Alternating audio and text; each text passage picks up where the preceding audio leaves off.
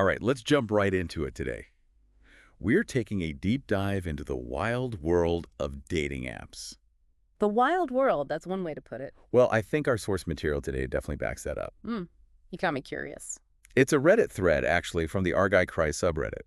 Oh, okay. I'm already sensing some strong emotions coming our way. You got that right? The title of the thread is, Man, Dating Apps Are Brutal as a Guy. So we're diving into the male perspective on dating apps then. Exactly. And honestly, it gets pretty raw and vulnerable in this thread. Really makes you Okay, think click up. about how these apps are shaping the dating landscape, for better or for worse. Yeah, I think that's something a lot of people can relate to these days. All right, I'm ready to dive in. What are some of the main themes we're seeing in the thread? Well, the original poster, this guy named LuckyBeat6789, he kind of sets the stage, right? He's like, dating apps are brutal as a guy.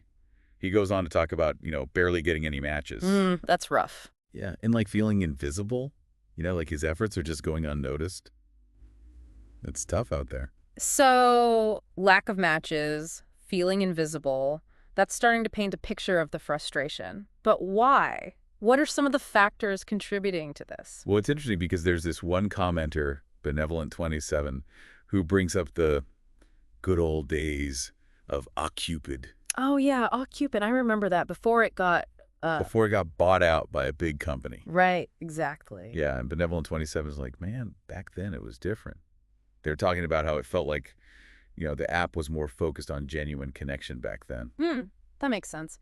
What was it about the old Cupid that felt more genuine? Well, they mentioned a couple things. First, there were these really detailed personality questions you had to answer. Oh, I remember those. They were pretty in-depth, weren't they? Yeah, I think that's what Benevolent27 is getting at. Like, it forced you to put some thought into your profile, and, it gave you more to go on when you were looking at other people's profiles, too. You actually got a sense of who the person was beyond just a picture. Right, exactly. And then they also mentioned the gender ratio. They said it felt more balanced back then. Ah, the gender ratio.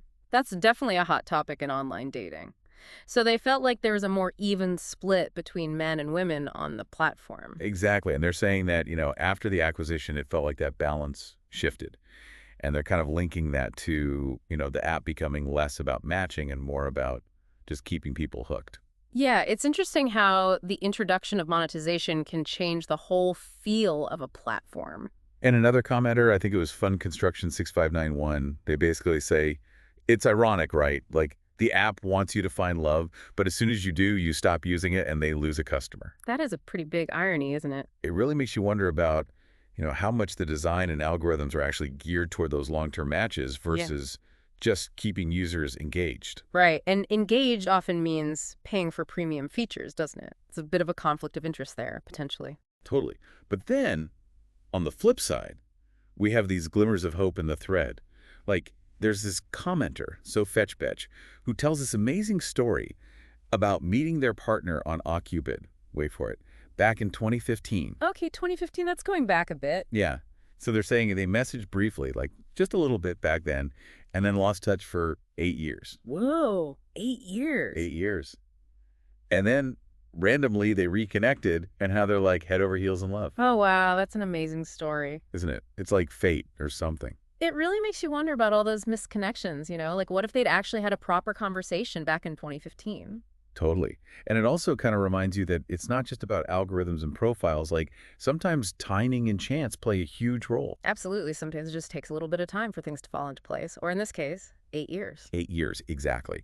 But, so FetchBitch's story kind of brings us back to this elephant in the room, which a lot of the other commenters are talking about, the gender ratio. Yes, the infamous dating app gender ratio. Right, there's this commenter, otherwise Guide 3819, who specifically mentions this 70-30 split that gets talked about a lot. 70% men and 30% women on the apps. Where did that stat even come from? Right, like who actually knows? But, regardless of the exact numbers, there's definitely a sense that there are way more men than women on these apps. Yeah, and that's got to have some kind of impact on the whole dynamic, right? Absolutely. Otherwise, Guide 2819 is saying that it creates this hyper-competitive environment for men. Which makes sense, right? If you feel like you're constantly competing with tons of other guys, it's going to amp up the pressure. Exactly. And then you have commenters like EcoDaver23 and Bra Breakup who are talking about how they feel like their height or their looks in general are holding them back. It's like they're attributing the lack of matches to these specific physical attributes. Exactly. It's like they're feeling judged and rejected before they even get a chance to show their personality. Yeah, I can see how that would be incredibly frustrating. Totally. And it kind of plays into this whole conversation about the so-called 80-20 rule that gets thrown around online a lot. Oh yeah, the 80-20 rule. I'm familiar with that one. The idea that 80% of women are only attracted to the top 20% of men, right? Exactly. But it's interesting because otherwise Guide 3819 actually pushes back on that. Oh, they do. Tell me more. Yeah, they're like, hold on, that's way too simplistic. They're really emphasizing the importance of intelligence and personality. Challenging that superficial view of attraction. Exactly. It's not just about looks. I mean, I think a lot of people would agree with that, right? We're drawn to people for so many reasons beyond just physical appearance. Yeah, and otherwise Guide 3819 is basically saying that reducing attraction to this mathematical formula completely misses the point. It ignores the complexity of human connection. Exactly. It's like there's this whole other dimension to attraction that gets lost when we focus solely on these superficial metrics. Right. It's about those deeper qualities, those shared values, that sense of humor, that intellectual spark. Yeah, the things that make a relationship truly meaningful. And those things can't always be captured in a profile picture or a bio, right? Definitely not. So, we're seeing this tension between the superficial aspects of these apps and the desire for deeper connection. A tension that's playing out in a lot of people's dating lives, I'd say. Absolutely. And this leads us to a really interesting comment from Zinoski, too, who suggests a bit of a shift in focus. Oh, interesting. What kind of shift? They're basically saying, hey, instead of getting caught up in the whole dating app game, why not focus on building genuine connections offline? I like where they're going with this. Right. They're talking about getting involved in activities you're passionate about, building a strong community around yourself. That's a really refreshing perspective. Yeah. And they're saying that when you create a life you love, you naturally attract people who share your interests and values. It takes the pressure off dating as the sole focus and allows connections to emerge more organically. Exactly. And then another commenter, Flat Irony, they bring up this really important point about social skills. Social skills Okay. in the context of online dating. Yeah, they're basically saying that even online, being able to communicate effectively, like being a good writer, actually makes a huge difference. That makes sense. Even if you're just messaging back and forth, your ability to express yourself clearly and engage in meaningful conversation can make or break a connection. Totally. It's not just about swiping right. It's about, putting effort into presenting yourself authentically and engaging with others in a way that sparks genuine interest. Right. It's about demonstrating your ability to connect on a deeper level, even in a digital space. Exactly. Oh, and before I forget, I have to share this one comment because it just made me laugh. This user, the Neon Mage, after reading through all the guy's complaints, they jokingly suggest try woman dating apps instead. Woman dating apps, huh? I guess that speaks to the level of frustration some men are feeling, right? Totally. But, jokes aside, it highlights the very real challenges that men often face on these platforms. Yeah, and I think it's important to acknowledge those frustrations, to have open conversations about the unique hurdles each gender encounters in the online dating world. For sure.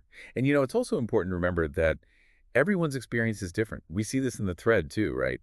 Like, you have commenters like Pacific Star, who met his wife on Coffee Meets Bagel. Oh, nice. Another success story. Yeah, and then Conman18, who found his second wife on Match.com like 17 years ago. Wow, so these apps have been around longer than some people might realize. Totally. And these stories remind us that lasting connections are possible through these apps. Yeah, it's easy to get caught up in the negativity, but there are definitely people finding love out there. Exactly, and I think that's a really important takeaway. It's about keeping a balanced perspective. These apps have their downsides, but they can also be a valuable tool for connecting people. So it seems like the key is to approach them with realistic expectations and a healthy dose of self-awareness. I couldn't agree more. Understanding the potential pitfalls, but also being open to the possibilities. All right, so we've covered a lot of ground in this first part of our deep dive, from the evolution of dating apps to the impact of monetization to, the whole gender ratio debate. It's a lot to unpack, that's for sure. It is, but it's also incredibly fascinating, right? Like, we're really getting a glimpse into the heart of modern dating. Yeah, and I think it's raising some really important questions about how these platforms are shaping our relationships and our perceptions of love and connection. Absolutely. So much to think about. And so much more to discuss. Can't wait to delve deeper in the next part of our deep dive. Me neither. Stay tuned, because we'll be back with more insights from this Reddit thread and explore some potential solutions for navigating the crazy world of online dating. Sounds good to me. Looking forward to it. Picking up on that idea of monetization, I think it's something that really stood out in this thread. Yeah, for sure. Like, a lot of the commenters were really skeptical about how these apps are designed, from a business perspective. Yeah, like, are they really designed to help people find love, or are they more about, keeping people on the app, spending money? Exactly. Like, Fun Construction 6591 and Sacred Ham of Power both kind of hit on this irony. What's that? They're saying it's like the moment you actually find a partner and delete the app, you become a failure in their eyes. That's a good point. Kind of a twisted business model when you think about it. Right. It's like they're incentivized to keep you single. And I think it makes people wonder, how much of the app's design is really about compatibility and how much is about just keeping you swiping? Totally. And the algorithms, right? Like, nobody really knows how those things work. Yeah, it's all a bit of a mystery, isn't it? It's like this black box that's deciding your love life. And what if, like, the algorithm is actually prioritizing engagement over, like, actual long-term compatibility? Right. It could be working against you without you even realizing it. It's a little creepy when you think about it. It is. I think there's a real need for more transparency in the dating app industry, Like, let people know how these algorithms are working, give them more control. Yeah, like, imagine if you could actually tweak the algorithm to prioritize the things that are important to you. That would be kind of cool. That would be amazing. Okay. Actually, I'm surprised that kind of customization doesn't exist already. But anyway, moving on, I think it's time to revisit that gender imbalance issue because, it's clearly a huge pain point for a lot of the guys in this thread. Yeah, no doubt. It's like every other comment is about the ratio. I know. And it's understandable, right? Otherwise, Guide 3819 lays it out pretty clearly. 70-30, that's the ratio they bring up. And that's got to create some intense competition. Yeah, like, you're already feeling insecure, and then you log on and you're like, great, I'm competing with 70% of the male population. It's easy to see how that could lead to some negative feelings, like resentment, frustration. Totally. And then you see those feelings kind of spilling over into the comments, Yeah. Like guys talking about how women have it so easy on these apps, blaming them for not responding. It's like they're projecting their own frustrations onto women. Exactly. Yeah. But, as we talked about before, it's not that simple, right? Just because women are getting more matches doesn't mean their experience is, all sunshine and roses. No, not at all. It's like saying everyone who wins the lottery is automatically happy. There's so much more to it. Yeah. And I think it's important to remember that, like, every individual's journey on these apps is going to be different. Absolutely. Everyone's dealing with their own set of challenges, their own insecurities, their own desires. It's not a one-size-fits-all experience. Definitely not. Yeah. And I think it's more helpful to, like, approach these conversations with empathy rather than judgment, 100%. We're all in this together, right? Trying Yeah. to figure out this whole dating thing. And honestly, speaking of challenges, there's another one that comes up a lot in this thread. Ghosting. Ugh, ghosting. The worst. I know. It's like the ultimate rejection. And it's so common on these apps, right? Like, you match with someone, you have a good conversation, and then, poof, they disappear. It's like you were never even there. Yeah. And some of the commenters are talking about how it makes them feel like disposable, Like they're just another face in the endless stream of profiles. Exactly. And I think it makes you wonder if there's something about, like, the design of these apps that encourages this kind of detachment, It's like the ease with which you can swipe and match and unmatch. It kind of dehumanizes the whole process, doesn't it? It really does. It's like we're forgetting that there are real people with real feelings on the other side of the screen. And I think that's a really important reminder, whether you're using a dating app or meeting people in person, treat others with respect and consideration. Yeah, basic human decency, it goes a long way. It really does. So, we've talked about a lot of challenges here, but I'm curious, what are some potential solutions? Like, what are people suggesting as alternative approaches to dating? Well, there's this commenter, Harmless Shambik, who brings up a good point. They're saying, maybe we should focus more on meeting people through shared activities. Like through hobbies or groups, that kind of thing? Exactly. Or even through Yeah. works. Like, they're suggesting that those kinds of connections tend to be more organic, Yeah, because you already have something in common, a shared interest or a shared environment. Right. It's not just based on, like, couple of pictures and a bio. It's about finding those natural points of connection and allowing relationships to develop more authentically. Totally. And Zinoski, too, the commenter who was talking about building community, they're also kind of echoing that sentiment, Like, focus on building a life you love and the connections will follow. I love that. It's about taking the pressure off dating and focusing on personal growth and fulfillment. Exactly.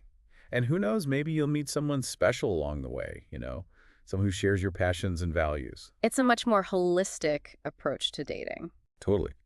And then, even if you do choose to use dating apps, there are things you can do to, like, improve your experience. And this goes back to what Flatirony was saying about social skills. Oh, right, about how being able to communicate well online can actually make a difference. Exactly. So, like, even in that digital space, it's about putting effort into presenting yourself authentically. Yeah, like crafting a profile that truly reflects who you are, engaging in meaningful conversations, asking thoughtful questions, It's about showing that you're genuinely interested in the other person. and that you're not just mindlessly swiping through profiles. Exactly. It's like put in the effort. Right, put in the effort, and I'd also add, be patient. Because not every interaction is going to lead to a match, and that's okay. Yeah, dating is a process. It's a journey. It's about finding the right connection, not just any connection. Totally. Okay, so I think we've covered a lot of ground here. We've talked about the challenges. We've talked about alternative approaches. We've even given some, like, practical tips for online dating. We've really explored the complexities of modern dating, haven't we? We have, but it's been a really insightful conversation, I think. So as we wrap up this part of our deep dive, what are some key takeaways for our listeners? Like, what should they keep in mind as they navigate this whole dating landscape? I think the most important thing to remember is that dating apps are just one tool in the dating toolbox. They're not the be-all and end-all. Exactly. It's about finding a balance between online and offline efforts, prioritizing genuine connections over, like, superficial swiping. And creating a life you love, Yeah. so that dating becomes just one part of a bigger picture. Absolutely. Embrace your passions. Build a strong community. Be open to meeting people in different ways. Dating is a journey, not a destination. Beautifully said. So much wisdom here. And hopefully some encouragement too, right? Because ultimately it's about finding that special someone who shares your values, who enhances your life. Totally. It's out there, folks. It is. And in the meantime, enjoy the journey. So here we are. We've spent all this time in the trenches of this Reddit thread, really getting into the nitty-gritty of dating apps. It's been quite a journey, hasn't it? It has. But now I'm curious, as we zoom out a bit, what are your biggest takeaways? Like, what really stands out to you about this whole conversation? Well, I think it's amazing how this one thread manages to capture so much of the full spectrum of the dating experience. The full spectrum. But yeah, like you have everything from those heartwarming success stories, like So Fetch Betch finding love after 8 years. Right, totally unexpected. Exactly. And then on the other hand, you have all this raw honesty about the struggles, the frustrations, the anxieties. Especially from the men in this thread. Yeah, it's like this thread is a microcosm of what's happening in the dating world, but may amplified, because it's all playing out online. Right, it's like those online dynamics add this extra layer of complexity and maybe even intensity. Definitely. But what strikes me most is that even with all the negativity, there's this underlying current of hope. Hope. Yeah, like a longing for connection. It's there in every comment, even the ones that are like super cynical or jaded. That's so true. Like even when people are complaining, it's clear that they still want to find love. Exactly. And I think that speaks to something really fundamental about being human. Like, we all crave that sense of belonging, that intimacy. It's a basic human need. It is. And I think that's why these conversations are so important, even when they get uncomfortable. Yeah, like it's okay to talk about the hard stuff, to acknowledge the challenges. Just more than, okay, it's essential. Mm. Because when we share our experiences, both the good and the bad, it helps us feel less alone, It normalizes the ups and downs of dating. Mm-hmm. And reminds us that everyone's going through it. Exactly. And I think that's a powerful thing. So, as we wrap up this deep dive, what's your final message for our listeners? What's the one thing you want them to take away from all of this? That's a good question. I think for me, it comes back to this idea that dating apps are just one tool, They're not the only way to find love.